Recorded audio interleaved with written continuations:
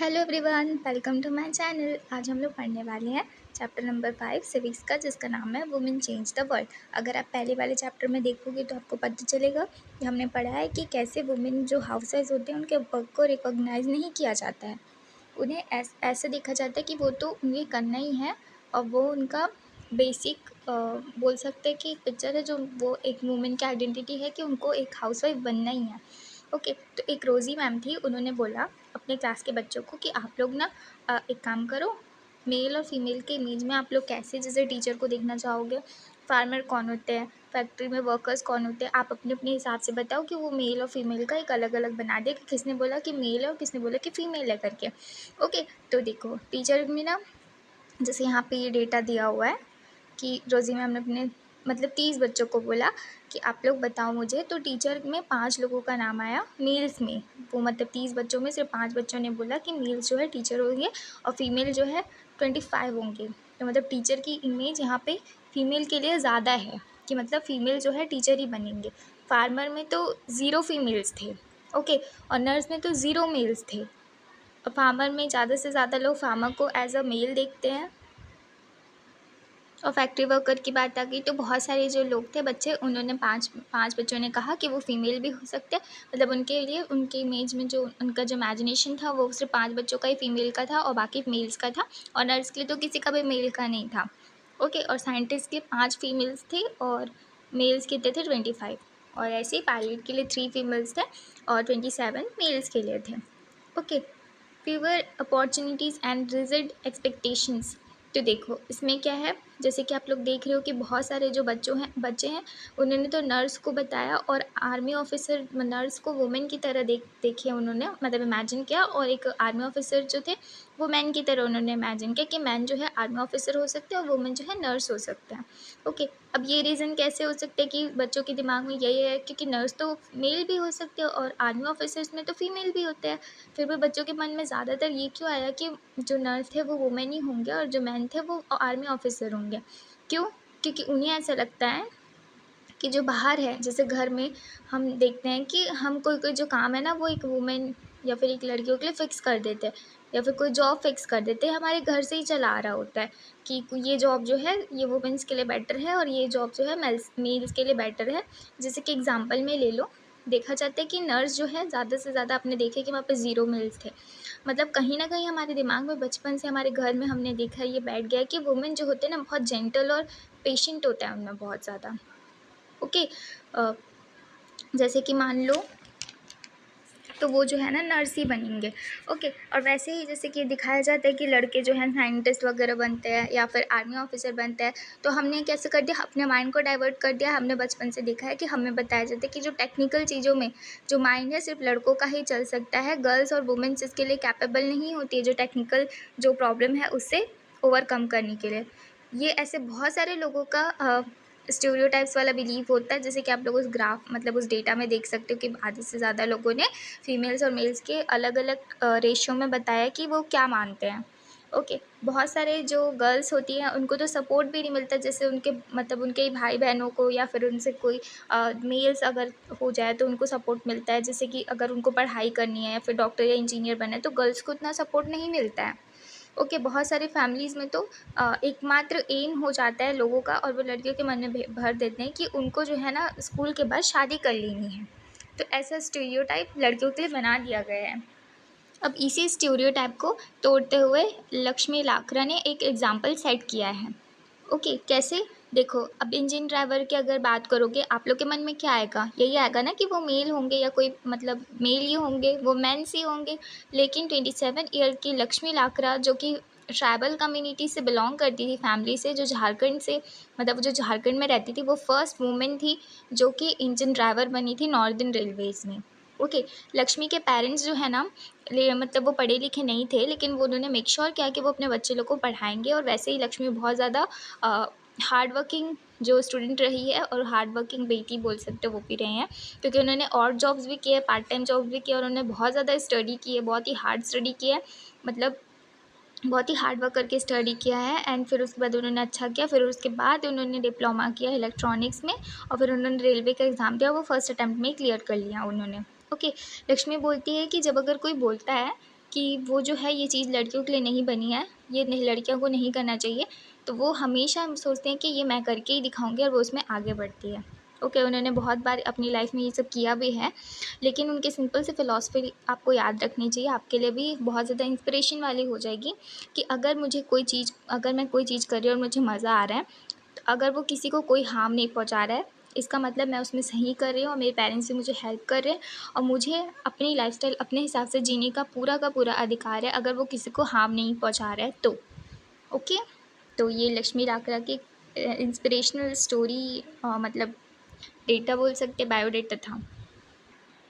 हमें अपनी सोसाइटी से तो बहुत सारे प्रेशर्स मिले हैं, जैसे कि अडल्ट से भी मिलते हैं, आसपास के रिलेटिव से भी, आप लोग ने तो खुद सफ़र भी किए होंगे, उनसे मिलते हैं। बड़े हो जाओगे ना तो और ज़्यादा करोगे।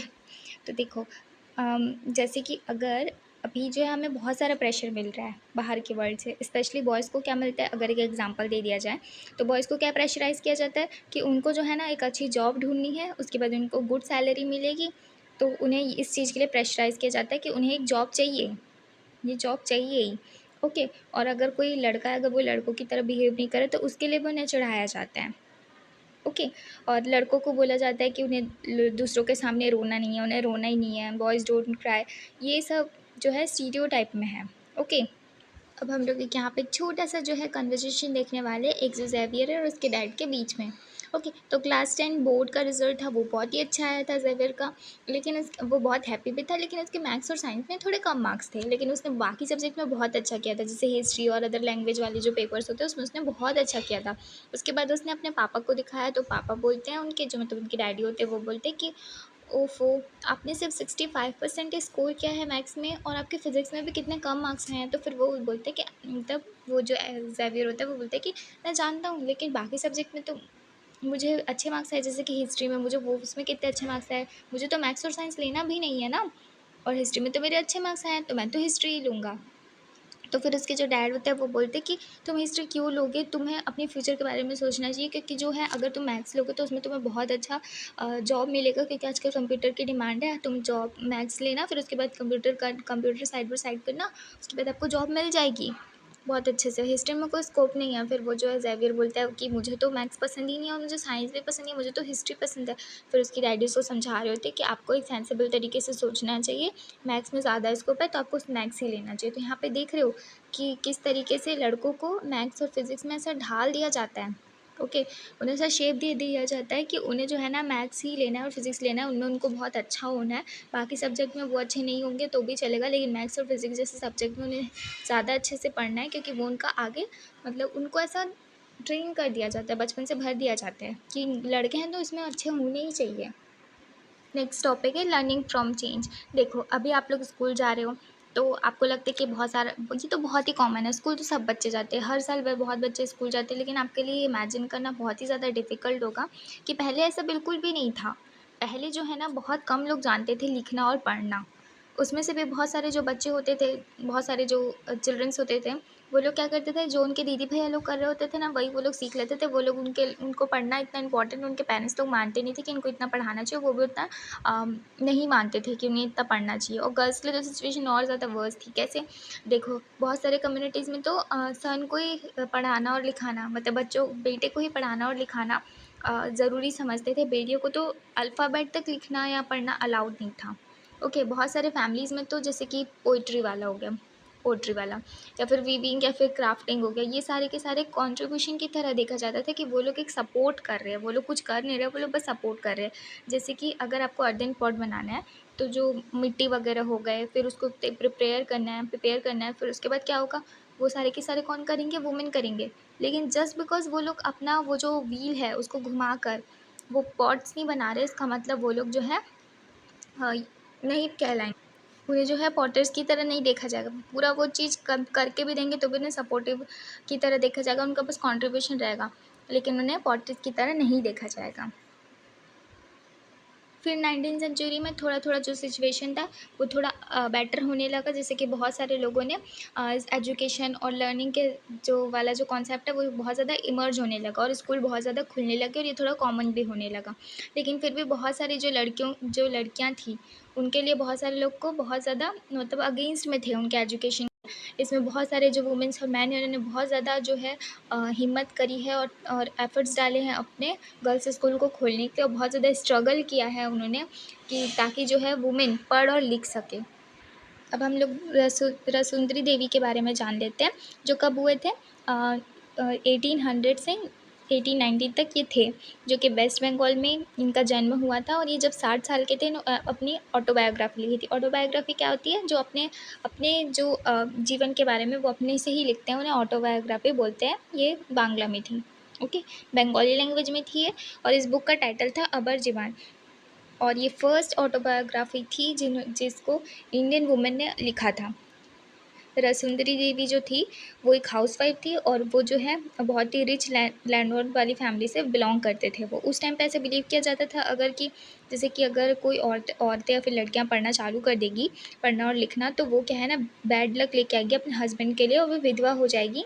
और इसके साथ ये सब स्टीरियोटाइप मानते हुए भी उन्होंने क्या किया, उसके बावजूद भी उन्होंने खुद को पढ़ाया, मतलब खुद से लिखना चालू किया और पढ़ना चालू किया सीक्रेट में अपनी शादी के बाद भी। और फिर उन्होंने कुछ सालों बाद, जैसे कि 60 साल उन्हें लगा होगा, मतलब ये सब करते हुए उनकी शादी हो गई, फिर उन्होंने कैसे भी अरेंज किया होगा बुक्स और पढ़ना चालू किया होगा, फिर उसके बाद उन्होंने अपनी ऑटोबायोग्राफी अमर जुबान को लिखा है। देखो, हमें तो लग रहा है कि जो रसुंदरी देवी थी उन्होंने पढ़ लिया, ठीक है, लेकिन उनके पढ़ने के पीछे बहुत ज़्यादा स्ट्रगल था। जैसे कि मैंने अभी आपको बताया कि पहले का स्टीरियोटाइप क्या था कि लोग मानते थे कि वो बैड लक लेके आएगी अपने हस्बैंड के लिए अगर वो पढ़ना लिखना जान जाएगी तो रसुंदरी देवी का कुछ यहाँ पे हिस्सा यहाँ पे बताया गया है ऑटोबायोग्राफी का, कि वो जो है ना सुबह से उठ जाती थी काम करने के लिए, और वो आधी रात तक काम ही करते रहते थे। उन्हें तो कभी कभी रेस्ट करने का भी टाइम नहीं मिलता था, और वो सिर्फ 14 साल की हुआ करती थी। लेकिन फिर भी उन्होंने लिखना और पढ़ना सीखा, और उनको एक दिन सपना आया। क्या सपना आया? कि वो जो है ना, उन्हें सपना आया कि वो कुछ तो गलत हो, मतलब उन्हें ऐसा लगता है कि उनको ड्रीम में आता है कि उन्हें ऐसा लगता है कि वो ड्रीम में देख रही होती है कि वो एक मैन्यूस्क्रिप्ट को पढ़ रही है जिसका नाम है चैतन्य भगत, एक जो सेंट थे, उनके लाइफ का कुछ लाइफ के बारे में बताया गया था। उस समय कितनी बुरी बात है ना कि लड़कियों को पढ़ने नहीं दिया जाता था, लेकिन उसके बाद भी उन्होंने ये सोचा कि इसमें क्या गलती है, अगर वुमेन पढ़ नहीं रही हैं तो फिर मतलब वुमेन पढ़ नहीं रही है ना उस टाइम पे, तो मैं क्यों करूँ? उन्हें ऐसा लगता था। लेकिन फिर भी उन्होंने सपना आया तो उन्होंने सोचा कि नहीं, मुझे तो मतलब उसके बारे में उन्होंने उतना थॉट नहीं दिया। लेकिन फिर एक दिन क्या होता है, जब वो अपने किचन में बैठकर खाना बना रही होती है तो वो सुनती है कि उनके हस्बैंड उनके बड़े बेटे से कह रहे हैं विपिन से कि मैं अपना चैतन्य भगत का किताब यहाँ पे छोड़ रहा हूँ, तो तुम इसे पढ़ लेना। तो फिर उसके बाद ना वो वहाँ पे उसे रख के चले जाते हैं। फिर वो जो है सुंदरी देवी वो अंदर से सुन रही होती है, फिर वो जो है बुक को अपने साथ लेके अंदर चली जाती है, और उसका पेज जो है निकाल कर ले जाती है, और उसको बहुत केयरफुली छुपा देती है, क्योंकि पहले जो है पढ़ने लिखने नहीं दिया जाता था, अगर कोई देख लेता तो उनसे वो छीन लेता और उन्हें पढ़ने भी नहीं देता। तो फिर वो क्या करती है, उसे बहुत अच्छे से छुपा देती है। और उनका जो बड़ा बेटा था ना, वो उस टाइम ना अल्फ़ाबेट को प्रैक्टिस कर रहा था, तो वो क्या करती है, उस बुक से भी वो थोड़े पेजेस को चुरा लेती हैं, और चैतन्य भगत की बुक से वो जो अल्फ़ाबेट्स को मैच कर रही होती है। और ऐसे ही फिर दिन ब दिन बहुत ज़्यादा मेहनत करने के बाद, मैच करने के बाद, और थोड़ा अपने बच्चे के बुक वगैरह से देखने के बाद उन्होंने फाइनली पढ़ना सीख लिया कि चीज़ों को कैसे रीड किया जाता है। ये जितना हमें ईज़ी लग रहा है, उस टाइम पे बिल्कुल भी ईज़ी नहीं था ये। अल्फ़ाबेट को सीखने के बाद रसुंदरी देवी ने पढ़ना सीख लिया, जैसे कि चैतन्य भगत उन्होंने पढ़ लिया, उन्होंने लिखा। तो उनके लिखने के बाद क्या हुआ, उन्होंने एक अपॉर्चुनिटीज़ दी बाकी वुमेन्स को के बारे में, मतलब उनकी लाइफ के बारे में जानने की, क्योंकि उन्होंने अपनी ऑटोबायोग्राफी लिखा तो उन्होंने अपनी हर एक लाइफ की, हर एक दिन की डिटेल्स को वहाँ पे लिखा है कि उन्होंने क्या एक्सपीरियंस किया। जैसे कि उन्हें कई कई दिनों तो एक मोमेंट, एक आधा सेकंड के लिए भी टाइम जो है रेस्ट करने का नहीं मिलता था, और कभी कभी तो उन्हें खाने तक का टाइम नहीं मिलता था, मतलब वो इतना बिजी रहती थी, उन्हें इतना काम कराया जाता था। तो ये बाकी वुमेन्स की लाइफ को भी ये रिप्रेजेंट कर रही हैं अपनी ऑटोबायोग्राफी के through. Schooling and education today, हम क्या देखते हैं अभी, हम ये देखते हैं कि अभी बहुत सारे अमाउंट में जो बच्चे हैं और बच्चियाँ, जैसे कि लड़के और लड़कियाँ, वो स्कूल जा रही हैं, लेकिन अभी भी हमें बहुत सारा डिफरेंस जो है देखने के लिए मिलता है। हम इसको किसके थ्रू समझ सकते, जो हर साल सेंसस की जाती है। जैसे कि सेंसस क्या होता है, जनगणना जिसको बोलते हैं। इसमें क्या होता है, हर 10 साल में की जाती है। इसमें हर एक डिटेल, माइनर डिटेल को देखा जाता है, जैसे कि पूरी पॉपुलेशन देखी जाती है कंट्री की कि वो कितनी है, और एक छोटी से छोटी डिटेल भी उस सेंसस में होती है, जैसे कि लोग हैं, वो इंडिया में कहाँ रह रहे हैं, कौन सी एज के कितने लोग हैं, और वो स्कूल कहाँ पे जा रहे हैं, क्या काम वो करते हैं, कैसे रहते हैं, वो सब वहाँ पे लिखा हुआ होता है। लेकिन हमें क्या चाहिए, हमें लिटरेट वाला जो सेंसस है वो चाहिए। इसमें क्या दिखाता है कि कितने मैन और वुमेन के परसेंटेज हैं जो लोग स्कूल जा रहे हैं और जो लोग स्कूल को छोड़ चुके हैं। 1961 के सेंसस में क्या होता है, सिर्फ 40% जो थे बॉयज़ और मैन जो है स्कूल जाते थे। 7 ईयर और उससे पहले ये लोग लिटरेट थे, मतलब उसके बाद ये लोग छोड़ देते थे 7 साल के बाद। लेकिन कम से कम ये लोग अपना नाम लिखना जानते थे। लेकिन उस टाइम पे 1961 के टाइम में सिर्फ 15% ऐसे जो लड़कियां और औरतें थीं जिनको मतलब थोड़ा पढ़ना आता था, एटलीस्ट वो नाम लिख पाए। लेकिन अभी 2001 के सेंसस में हमें पता चलता है कि ये नंबर जो है इंक्रीज़ हो चुका है। जैसे कि अब ज़्यादा जो बच्चे हैं वो स्कूल जाना चालू कर चुके हैं, जैसे कि 76% बॉयज़ और मैन स्कूल जाते हैं, 54% गर्ल्स और वुमेन। इससे तो ये समझ में आ रहा है कि थोड़ा तो बढ़े हैं बच्चे कि वो लोग स्कूल जा रहे हैं। लेकिन अभी भी अगर आप लोग देखोगे तो इसमें क्या पता चलेगा कि अभी भी जो गर्ल्स का जो परसेंटेज है, वुमेन्स का परसेंटेज है, वो कभी भी कम है किसके कंपैरिजन में, बॉयज़ के कंपैरिजन में। इसका मतलब ये है कि बहुत सारे लोग अभी भी फीमेल्स लोग जो हैं नहीं जा रहे हैं स्कूल। यहाँ पे गैप अभी भी है। ये टेबल में बता रहा है एससी, दलित और एसटी जो ट्राइबल्स कम्युनिटी जैसे आदिवासी, इन लोग का बता रहे हैं कि ये लोग कब स्कूल छोड़ देते हो, कब कब जाते हैं। ये डेटा आप लोग देख सकते हो। ओके, इससे क्या पता चल रहा है कि जो एससी के जो बॉयज़ हैं वो लोग 37, जैसे कि कुछ उसमें बता रहे हैं कि प्राइमरी में 1 to 5 37 बच्चे स्कूल छोड़ चुके हैं, लेकिन बाकी बॉयज़ के कंपैरिजन में। और एसटी तो सबसे ज़्यादा छोड़ रहे हैं, जैसे कि 49। और गर्ल्स में कितने 36 छोड़ दे रहे हैं और 49 एसटीज़ में छोड़ दे रहे हैं। मतलब जो स्कूल छोड़ दे रहे हैं यहाँ पे उसका टोटल दिखाया गया है, एक एग्जांपल दिखाया गया है। आपने इतना तो नोटिस कर लिया होगा कि जो एससी और एसटी के जो बच्चे हैं वो लोग जल्दी अपना स्कूल को छोड़ देते हैं, और इसमें गर्ल्स का जो रेट है वो सबसे ज़्यादा है। बाकी अगर अदर गर्ल्स के कंपैरिजन में देखा जाए कास्ट के बेसिस पे, तो उसमें थोड़ा सबका जो है वो ये है कि बाकी एससी एसटीज़ की गर्ल्स का जो रेट है वो ज़्यादा है। ओके, इसका मतलब क्या हुआ कि दलित और आदिवासी जो हैं वो लोग स्कूल में ज़्यादा नहीं मतलब नहीं रुक पाते, मतलब वो लोग बीच से ही अपनी पढ़ाई को छोड़ देते हैं, वो लोग कंप्लीट नहीं करते। और 2001 के जो सेंसस से हमें पता चला कि मुस्लिम गर्ल का भी यही है कि मुस्लिम गर्ल्स भी ज़्यादा से ज़्यादा स्कूल छोड़ देते हैं। ओके, वो अपना प्राइमरी स्कूल कंप्लीट करते हैं, उसके बाद वो लोग अपना स्कूल छोड़ देते हैं। ज़्यादा से ज़्यादा वो लोग 3 साल तक करेंगे, उसके बाद वो लोग करते भी नहीं हैं। लेकिन अगर बाकी का कंपैरिजन में देखोगे तो बाकी कम्युनिटीज़ में कम से कम 4 साल तक तो वो लोग अटेंड करते हैं, लेकिन मुस्लिम का लोग सिर्फ 3 साल तक अटेंड करते हैं, उसके बाद छोड़ देते हैं। ओके, लेकिन इसके पीछे भी ना रीज़न है बहुत सारे कि क्यों जो है दलित और आदिवासी और मुस्लिम जो है अपना जो स्कूल है वो छोड़ देते हैं। क्यों छोड़ देते हैं? क्योंकि वो जो बहुत सारे जो जैसे कि कंट्री के पार्ट में बहुत सारे लोग कहाँ पे हैं, जैसे रूरल एरिया में या फिर पुअर एरियाज़ में देखोगे ना, तो वहाँ पे ज़्यादा से ज़्यादा स्कूल नहीं है, और ये लोग थोड़े वहीं पे मतलब एससी और एसटीज़ वहीं रहते हैं, मुस्लिम्स लोग, मतलब मोस्ट ऑफ द पॉपुलेशन वहीं रहती है, तो वहाँ पे उनको ज़्यादा प्रॉपर स्कूल नहीं मिल पाता। अगर है भी तो वहाँ पे टीचर्स रेगुलर बेसिस पे नहीं आते। और अगर मान लो ये दोनों भी मिल रहा है तो बहुत क्या होता है, जैसे स्कूल मतलब उनका जो स्कूल है वो घर से बहुत दूर है, तो जैसे कि ट्रांसपोर्ट नहीं है, बस हो गया, वैन हो गया, वहाँ पे नहीं है, तो बहुत सारे पेरेंट्स क्या करते हैं, उन्हें मतलब उनको बिल्कुल नहीं लगता कि अपने बच्चे को इतना दूर स्कूल के लिए भेजना चाहिए, मतलब लड़कियों को खास करके।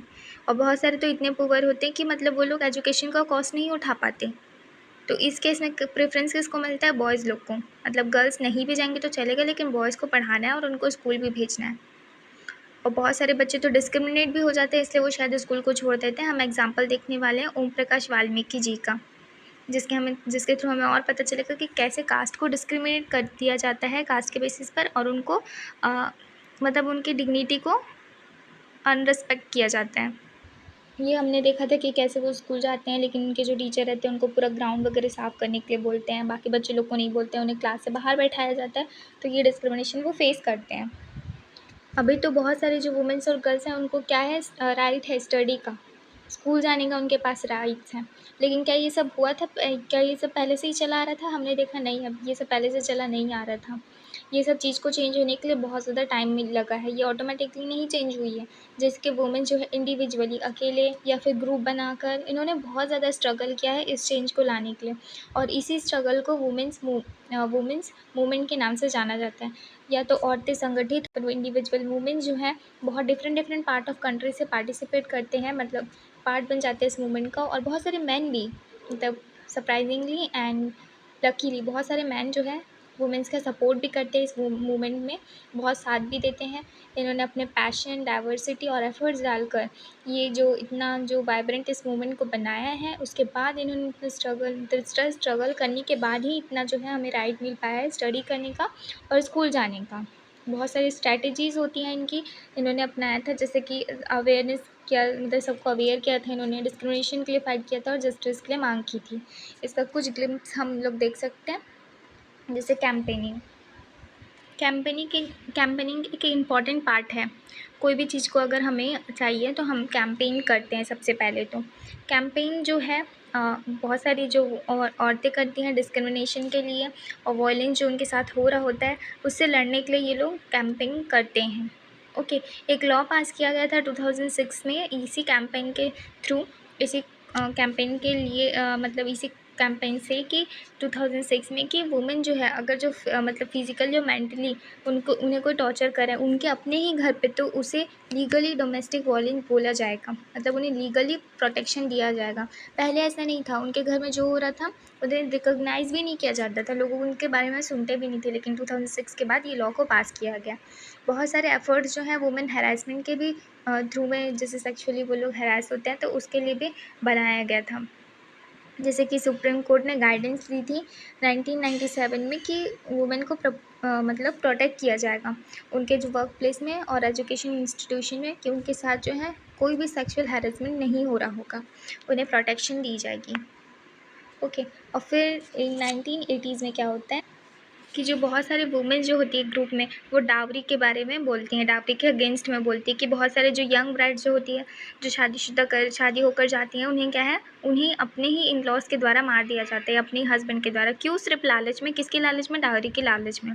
इसमें बहुत सारे जो वुमेन्स हैं वो लोग ग्रुप में आकर इसके बारे में बोलते हैं, बहुत कैंपेन वगैरह करते हैं, जस्टिस के लिए मांग करते हैं। वो लोग क्या करते हैं, स्ट्रीट पे उतर जाते हैं, कोर्ट्स पे जाने लगते हैं और इन्फॉर्मेशन को शेयर करते हैं। धीरे धीरे क्या होता है, ये पब्लिक इशू बन जाने लगता है और न्यूज़पेपर, सोसाइटीज़ में ये आने लगता है। फिर जो डॉरीज़ हैं, डाउरीज़, उनके लॉ बनते हैं और उन्हें मतलब पनिश किया जाएगा अगर कोई भी फैमिली डाउरी के लिए ज़िद करेगी या फिर मांगेगी तो ये ऐसे लॉज धीरे धीरे इतने सारे कैंपेन वगैरह करने के बाद ही चेंज हुए हैं और बनी हैं। सबसे मेन जो इम्पॉर्टेंट है वो ये है कि जो वुमेन्स हैं, जैसे उनके साथ अत्याचार हो रहा है, तो बहुत सारे वुमेन क्या होते हैं, घर में इस बात को दबा लेते हैं, वो लोग इसके लिए कुछ नहीं करते, उन्हें ये लगता है कि कॉमन है, लेकिन नहीं। सबसे मेन तो है उनके लिए अवेयर करना उनको, ये जो चीज़ हो रही है उसके बारे में। वो लोग कैसे, ये फिर इतने सारे लोग को पर्सनली जाके तो नहीं बोल सकते, तो वो लोग फिर स्ट्रीट्स में आते हैं, रोल प्ले करते हैं, सॉन्ग्स वगैरह के थ्रू या पब्लिक मीटिंग्स के थ्रू वो लोग अवेयर करते हैं और स्प्रेड करते हैं अवेयरनेस को। ओके, प्रोटेस्टिंग क्या होता है, जब भी जैसे कि मान लो अगर कोई वॉयलेशंस हो रहा है वुमेन के अगेंस्ट में, जैसे कि कोई लॉ या पॉलिसी बनी है जो उनको उनको ठीक नहीं लग रही है, तो वो लोग क्या करते हैं, रैलीज़ निकालते हैं और डेमोन्स्ट्रेशन, ये सब चीज़ें करने के बाद पावरफुली इनका जो मतलब ये जो इनजस्टिस हो रही है उनके खिलाफ़ ये लोग बोलते हैं और प्रोटेस्ट करते हैं। ओके, तो ऐसे बहुत सारे जो तरीके हैं उससे भी करते हैं। और जैसे कि एक और तरीका है कि आप लोग ने देखे होंगे कि जो अगर किसी के साथ कुछ गलत होता है तो वो लोग मोमबत्तियाँ, कैंडल निकालते हैं और कैंडल रैली करते हैं। इसको बोलते हैं शोइंग सॉलिडेरिटी। ओके, नेक्स्ट हमारा रुकैया शेखावत हुसैन के बारे में बच गया था और उनका जो ड्रीम था लेडी लैंड, उनके बारे में भी ये बच गया था, तो अभी हम लोग पढ़ लेते हैं। जो रुकैया शेखावत थे वो बहुत ही रिच फैमिली से बिलोंग करते थे, मतलब उनका जन्म जो है रिच फैमिली में हुआ था जिनकी बहुत सारी लैंड्स थी। ओके, इसलिए वो लिखना और पढ़ना तो जानती थी, लेकिन उर्दू में। ठीक है, उसके बाद क्या होता है, उन्हें बांग्ला और इंग्लिश को पढ़ने नहीं दिया जाता, उन्हें रोका जाता है। उन दिनों में क्या माना जाता था उनके टाइम में कि अगर लड़कियां इंग्लिश पढ़ लेंगी तो वो क्या है, वो अपना माइंड और ओपन कर लेंगी और उनके में न्यू आइडिया आएगा। लेकिन ये जो है लड़कियों के लिए गलत है, क्योंकि उनके मतलब मन में कुछ कुछ अलग अलग जो थॉट्स आएंगे तो वो उनके लिए गलत हैं। तो ये सिर्फ जो इंग्लिश पढ़ने का काम सिर्फ लड़कों को ही दिया जाता था कि लड़के ही पढ़ सकते हैं। लेकिन रुकैया जो है लिखना और पढ़ना जानती थी बांग्ला और इंग्लिश में, और ये सब सिर्फ हो पाया, मतलब वो पढ़ पाई, अगेंस्ट थे उनके पर, लेकिन फिर भी वो अपने बड़े भाई और जो बड़ी बहन है उनके मदद से वो पढ़ना सीख गई बांग्ला और इंग्लिश। फिर वो राइटर बन गई और राइटर बनने के बाद उन्होंने बहुत ही रिमार्केबल स्टोरी लिखा जिसका नाम था सुल्तान्स ड्रीम। ये उन्होंने 1905 में लिखा था और उन्होंने मतलब प्रैक्टिस की थी इंग्लिश स्किल को। वो तब कितनी 25 ईयर्स की रही होंगी तब उन्होंने ये लिखा था और उन्हें इंग्लिश थोड़ा पढ़ना आ रहा था, मतलब उन्हें पढ़ना आ गया था।